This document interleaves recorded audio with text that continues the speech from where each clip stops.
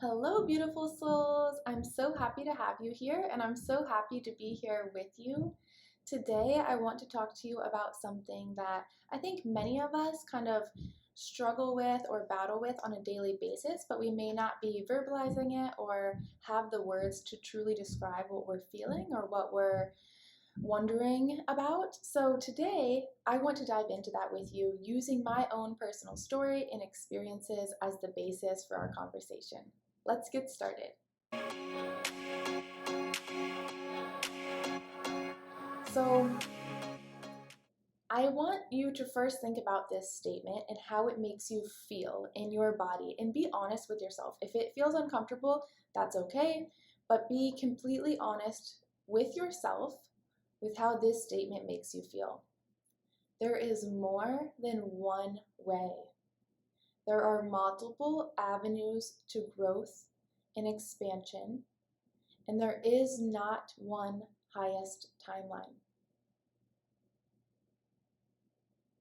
How does that make you feel? Did you feel a little bit of, I'm so happy to hear that, a little bit of relief?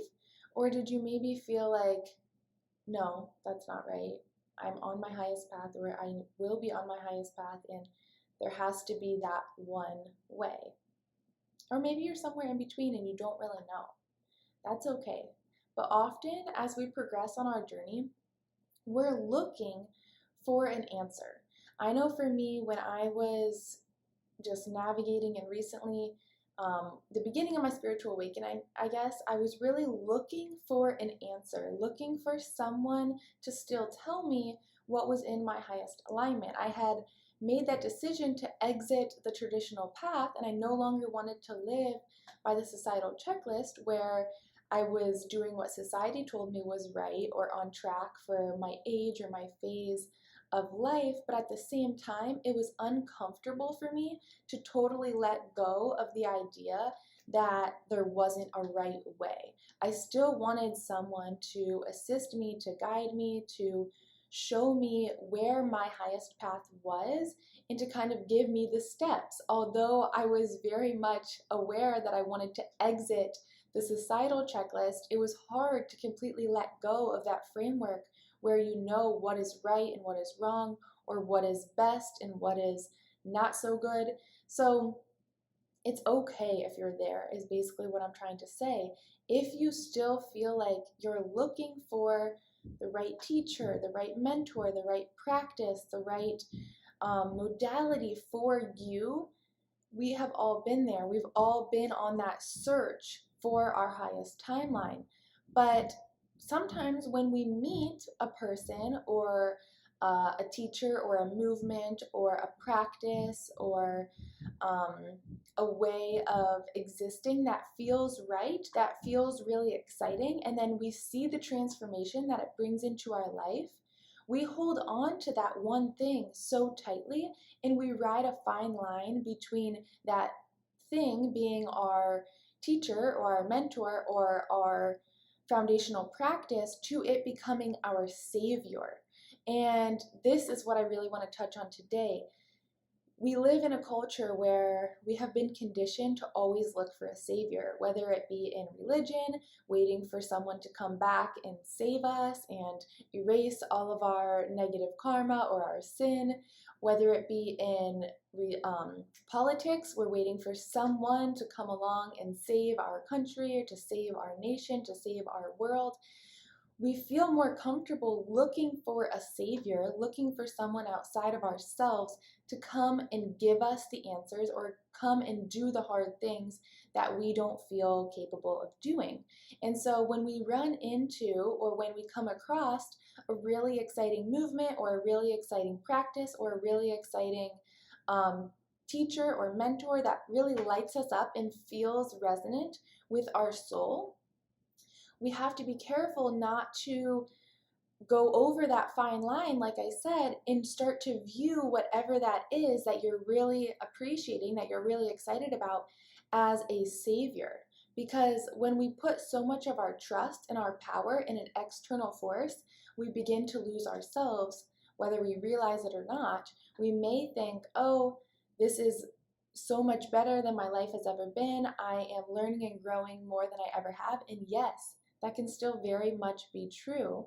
But also, I want to shed light on the idea that not one thing, movement, person, practice can take your life onto what you deem your soul's path or your highest timeline. You can't put all of your trust and faith in an external force and forget about what's inside. So there truly is no highest path. And this is something that I did not agree with for a very long time. And if I'm being honest, it's just recently that I have even accepted this idea into my awareness. I have always been unconditionally looking for the service that I can provide, or the experience that I can have, or the relationship that I can be in, or the way that I can show up that is my highest path. And I would even pray for this, I would ask my guides for this, and I truly believed that there must be a highest path for my soul. And this is true, but also not true. And I'm going to explain that to you, because there is a highest timeline for you, but there's not just one, there's multiple. And I really enjoyed this quote recently that I came across in the book called The Seat of the Soul. It said, "There is no single optimal path for the soul. There are many optimal paths. With each choice, you immediately create numerous paths. Within a choice, one of which is the optimal. In other words, the optimal path of your soul is the choice of awareness." So basically what this quote is saying is there is no one experience that is your optimal path or your highest timeline. But every time that you make a choice, the intention behind your choice, the awareness behind your choice, is allowing you to either live in alignment with your highest timeline and the optimal path of your soul, or veer off course of that. But it's not necessarily in the physical, concrete, 3D, earthly experience that you're having that makes it the highest timeline or not. It's really the energy behind it, your intention behind it, and the awareness that you're choosing to have in whatever choice you're making. And for me, I'm someone that really wants to play by the rules. I really like to meet all of the criteria. I'm like a straight A student when I'm in classes. And so I have this personality that really craves to be right, or to be in alignment with what is deemed good or best. So this has been a hard thing for me to navigate and a hard thing for me to learn, and that's really why I want to share it with you guys, because I know that I can't be the only one. I grew up in a very spiritually aware family, and there were certain practices and certain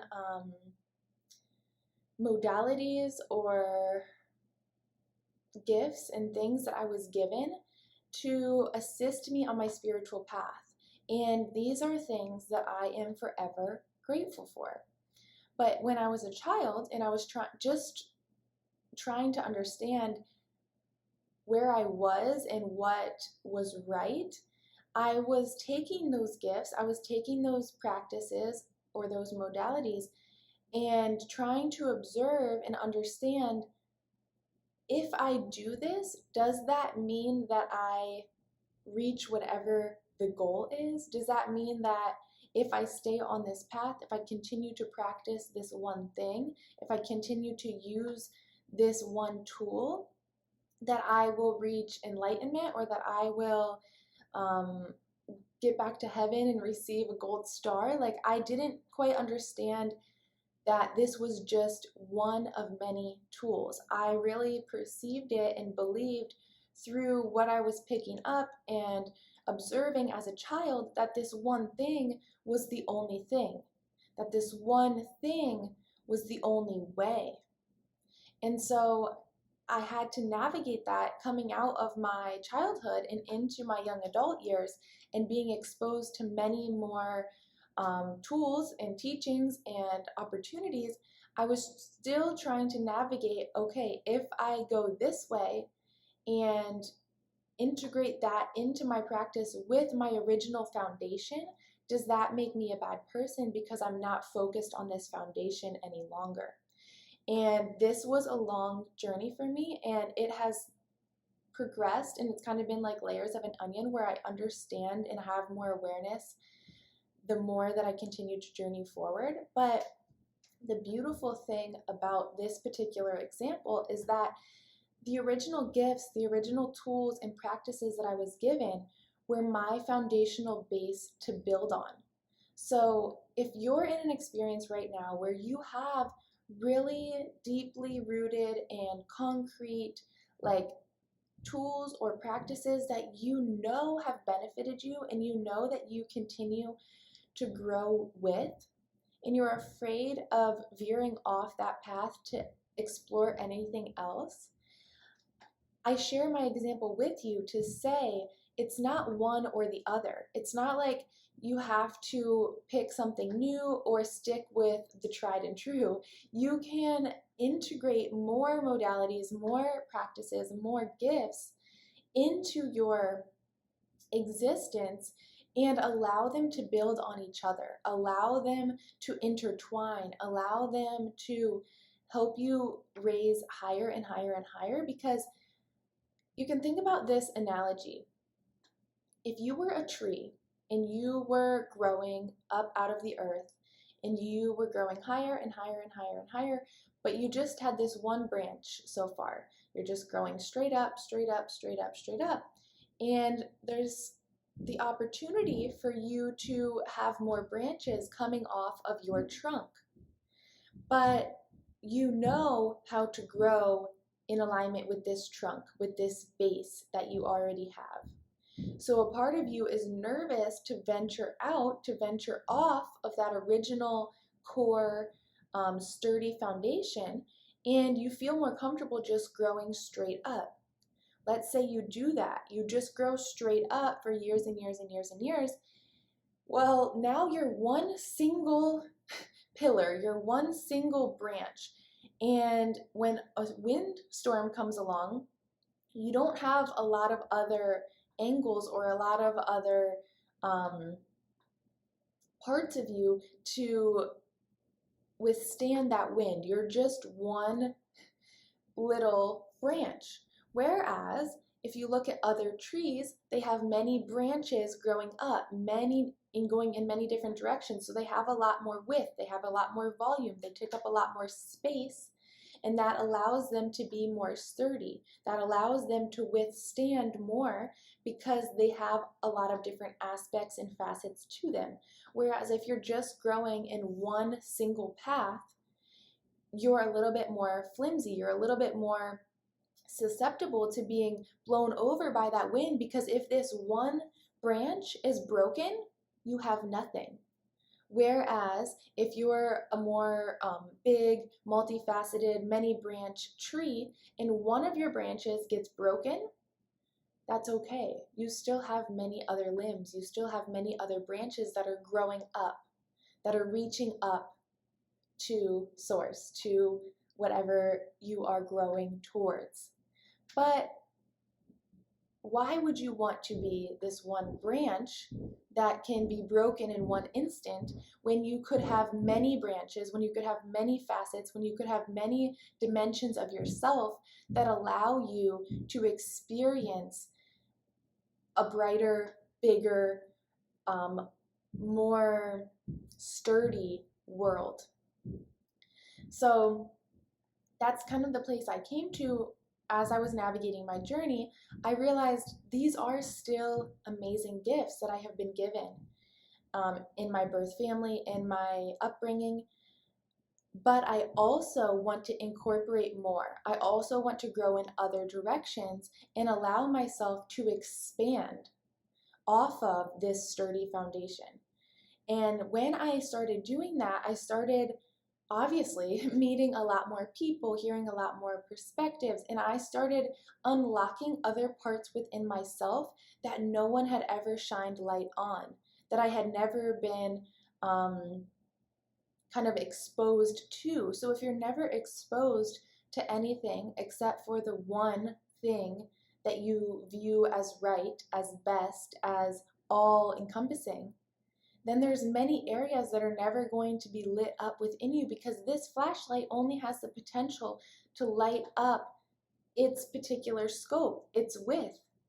But there are so many other aspects within you that are waiting to be lit up, that are waiting to come online, but they need the right environment to do so. So this is why I say, instead of pigeonholing yourself into one way of being, into one way of growth, we have to expand our horizons, because the longer that we stay pigeonholed into one particular lane or one particular view, the harder it is to expand outwards. Because when you're in there for a very, very long time, let's say I spent my whole life just using the original tools that I was given, it would be very hard for me later in life, more, let's say my 40s or my 50s or later, to experience other options, other modalities, because now I've spent 5 decades using only this. So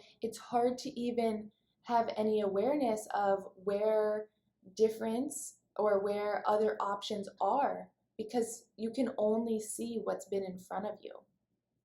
And really, truly, there's different seasons of our life. It's just a matter of whether we allow ourselves to flow through them. So if you're really comfortable with where you're at, it may feel scary and it may feel hard to flow into the next season of your life. And so instead, you hang on really tightly to where you are. You hang on really tightly to the practices, to the modalities, to the teachers, to the community that you're in, and you don't allow yourself to flow forward into the next season. That's very, very common.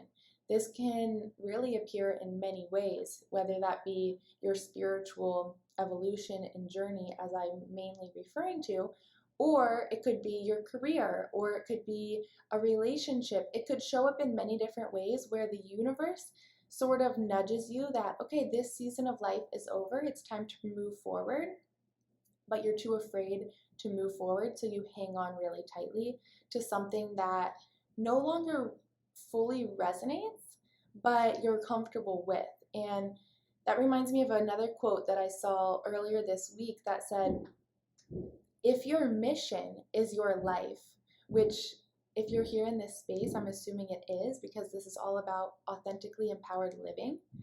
But if your mission is your life, it will naturally evolve. What feels most resonant will change as you grow and expand. So I'm going to read that one more time.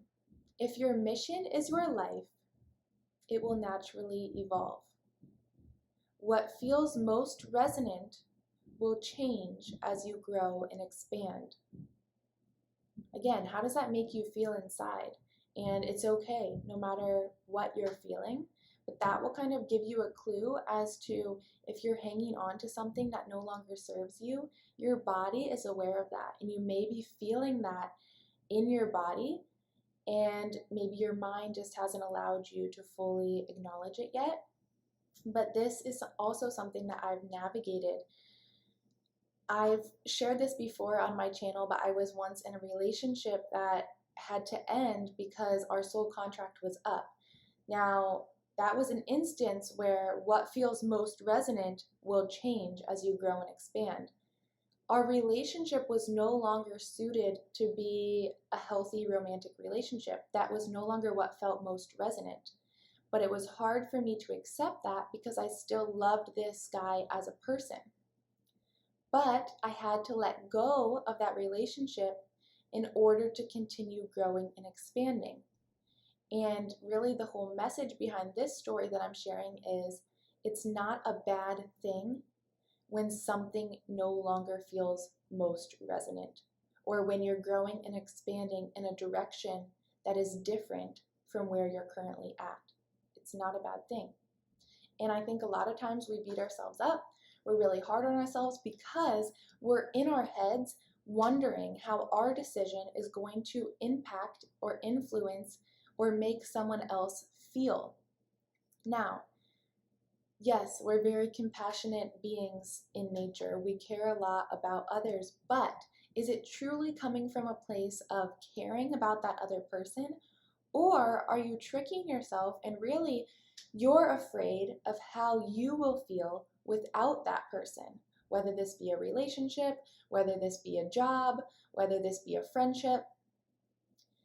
Are you afraid of how your life will shift based on a decision to move away from what no longer feels most resonant?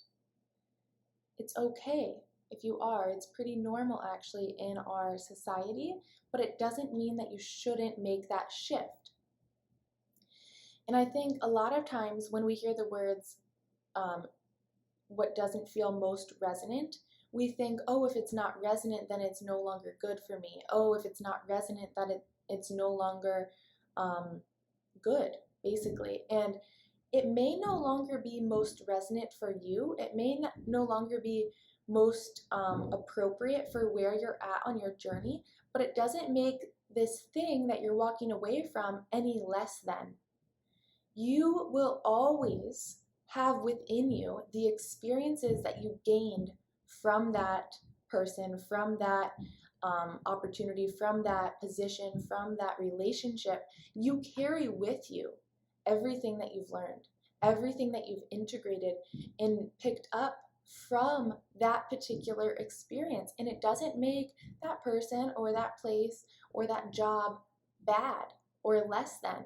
It just means that you're no longer in resonance to be growing on that specific path. But again, going back to the tree analogy, do you want to grow only on one path? Do you want to grow only on one avenue? Or are you curious? Would you like to allow yourself to expand into many different avenues that can lend you different experiences, different insight, different opportunities and possibilities? Because I know that this video is kind of like full of analogies, but because it's such a loaded topic and it can feel really a lot to process and make sense of, I think that the best way to understand it is with analogies. And I just had another one come to me. So let's think about school, for example. This is a very you move up in levels or grades. If you really love your fourth grade teacher and you've learned so much in fourth grade from her, and it comes time where you're needing to move up to fifth grade, you've mastered everything that she could teach you at this level. That doesn't necessarily mean that this teacher, this fourth grade teacher, can't still be a mentor or a support system for you. It doesn't mean that you won't still be close or that you can't have a relationship.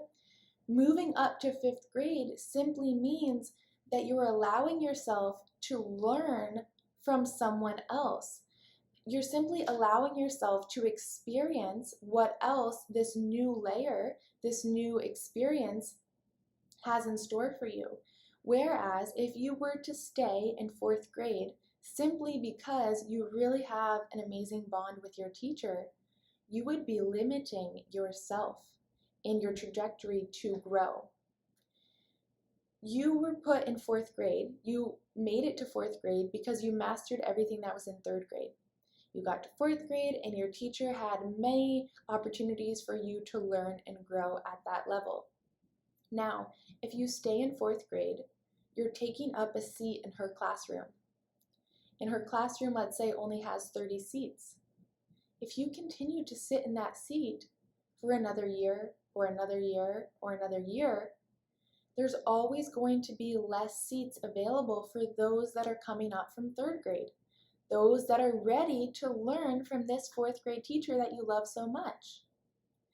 And there's always going to be a fifth grade teacher waiting for you to progress up to their level because they're so excited to show you what fifth grade has in store, to show you what you have not yet experienced and what can really open your eyes to a whole new world.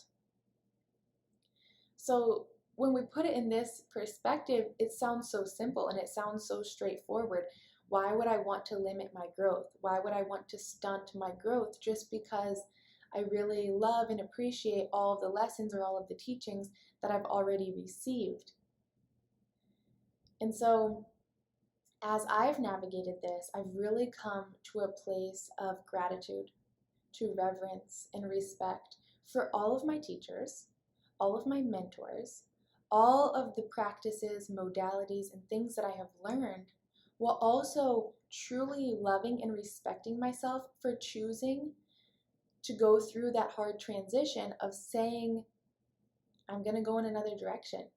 I'm going to shift. I'm going to pivot. I'm going to move on to my next experience.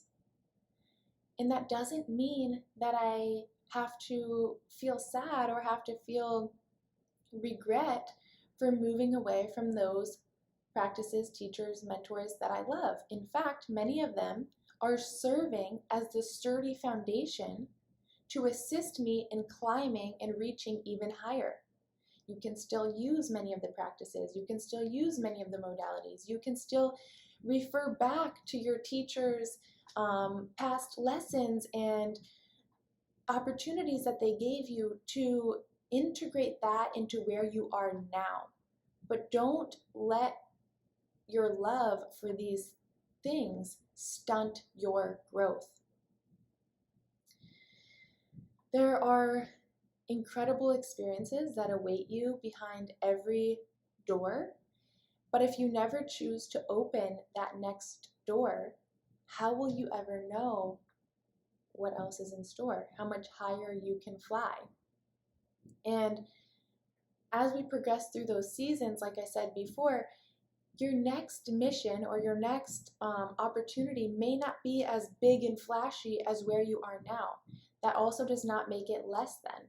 When you think about the seasons, we have summer, for example, which is really hot and it's really an exciting time. A lot of people are out in nature, they're doing a lot of fun and adventurous things. And then from summer, we move into fall, where many of the plants lose their leaves, they start to die off, and in your life, you may view that season as a sad season, thinking, I'm losing parts of myself, I'm dying in certain respects, but no, that season is very instrumental in the whole process. That season gives us a lot of things. For instance, in the fall, we lose our leaves, but that allows the tree to next year gain even more leaves, new leaves that it has never experienced. So basically what I'm trying to say is, you may think that by letting go of this, I'm not going as high as I would like to, or I'm not moving into an exciting timeline like I would prefer. But sometimes the season that you're in is meant for rest. Sometimes the season that you're in is meant for nourishing.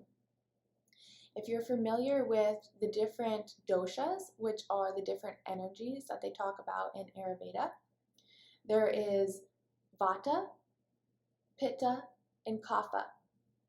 In every single day, if not every single day, every single week or every single month or every single year, whatever timeline you want to look at, we are all moving through each of the doshas. We just aren't aware of it. And how that happens is there's seasons of our life, for instance, Pitta seasons, where we're doing a lot, where we're getting a lot done, where we're creating change, where we're building our empire, where we're putting out a lot of energy to build whatever it is that we're focused on.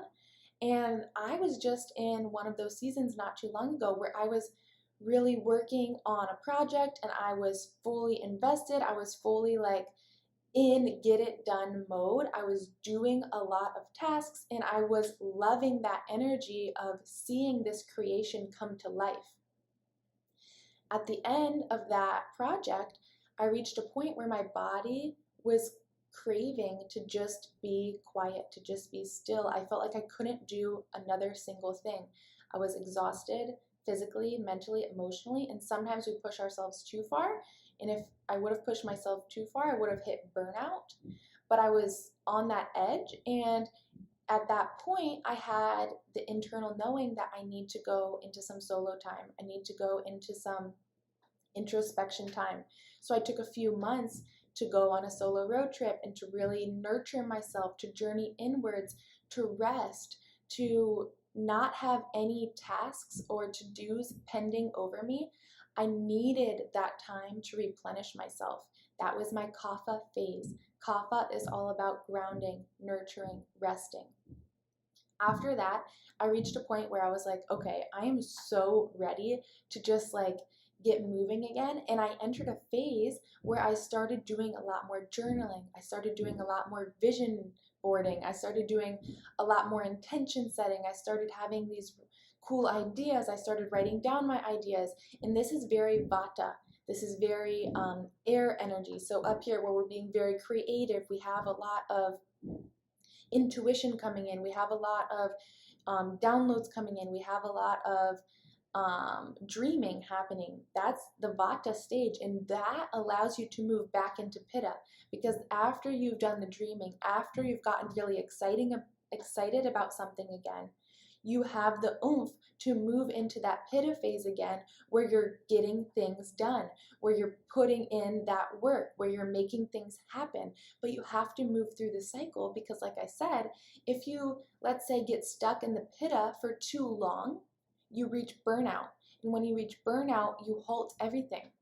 Now you have to take more time to get back up on your feet. Whereas if you would have naturally moved into kapha, which is taking that breather, taking that nurturing, resting moment, you can then more easily move into vata and back into pitta without halting your whole journey due to burnout because you overdid it. And this is the same thing with the avenues of growth.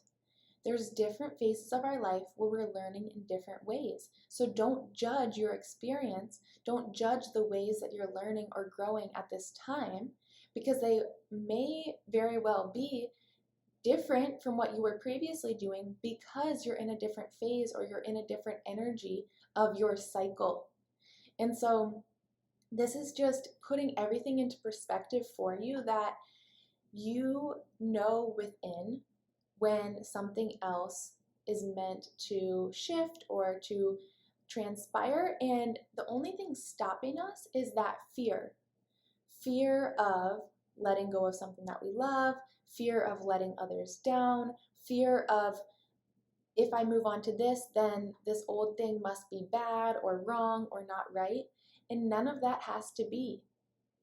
We can simply honor our choices, honor our path, honor all of our teachers, of our mentors, of our experiences for what they are. Truly see them for what they are and have gratitude for them as you continue to move forward. Don't stunt your growth just because it feels uncomfortable to move into something new. Wherever you're at, whatever is coming up for you, being presented to you, it's being presented to you for a reason. Maybe it's being presented to you as a physical opportunity, a physical experience. Maybe it's being presented to you within. Maybe you're having this internal knowing that it's time for me to move on from this, and you're ignoring it, or you feel unsure about it. Tune in, because there's so many opportunities for you to grow. There is not just one avenue to growth. There is not just one highest path for your soul. You have infinite potential. And don't be the single stemmed tree that gets easily knocked over by the wind. Allow yourself to build on who you are, to grow into your most fullest expression. It can show up in so many different ways. And I don't know about you guys, but I have really gained a lot of peace from this understanding, because now when I'm navigating these transitions, these choices, I have awareness, like that quote said, awareness that I am choosing growth. It's not that you're choosing a person or a savior, you're choosing growth. And that's going to look different from everyone. So also refrain from looking outside of yourself at your friends or your peers and asking and wondering how they're growing, where they're growing, who they're growing with, because that may not be the path for you. That may not be the way for you to grow and expand. Everyone is unique. And sometimes we can even reach very similar end goals just by taking different paths. There is an infinite amount of paths, and sometimes the keys or the codes that you're picking up on your path is different than the keys and codes that your best friend needs to pick up on their path. So overall, just be open-minded and refrain from judging yourself or judging different expressions of yourself, different experiences that you've had, and just be willing to honor and integrate all parts of you, all parts that make you whole. Every single experience, every single teacher, mentor, modality, practice has given you something to integrate within yourself, but always come back to you versus looking outside for those answers. I love you guys all so much. I hope that this message just gave you a little bit of reassurance and reminder that your mission is going to naturally evolve as you continue to grow and expand. You are not ever pigeonholed into one way of being, one way of expressing, one way of showing up. You are a multifaceted being, and you hold the magic keys within you every time you choose awareness. I can't wait to see you guys all back here very soon. Subscribe to hear and see more videos like this. If you have any comments about how this is showing up in your life or other perspectives on this topic, I would love to hear about it in the comments. Until next time, I will see you soon.